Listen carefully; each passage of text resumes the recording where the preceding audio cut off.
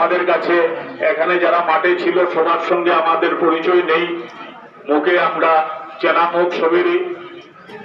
তাই ওনাদেরকে আমরা বলেছিলাম যে এখানে যারা সম্প্রচারে থাকে প্রতিদিন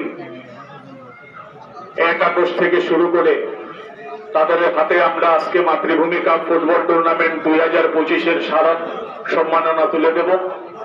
সেই অনুসারে আমরা আজকে এখানে সবাইকে ডেকে এনেছি।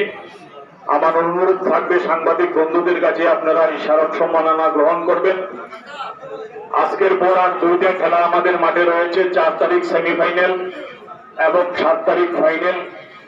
এই 2টা পরিচালনার ক্ষেত্রে আপনারা আমাদেরকে সাহায্য সহযোগিতা এবং আপনাদের সম্প্রচার আপনারা করে যাবেন। তাই আমরা যেহেতু এখানে খেলাও শুরু হবে, আপনাদেরকেও সম্মাননা দেওয়া হবে। আমি আর দীর্ঘ বক্তব্য রাখছি না। 2025 থেকে আমরা মাতৃভূমি কাপের শুভারম্ভ করেছিলাম। দীর্ঘদিন এই মাঠে খেলা অনুষ্ঠিত হয়েছে। বিভিন্ন অঞ্চলের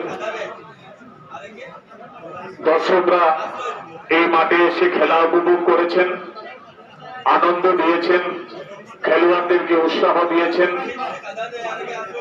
বিভিন্ন ফুটবল ক্লাব এই প্রতিযোগিতায় অংশগ্রহণ করেছেন, মোট 32টি দল।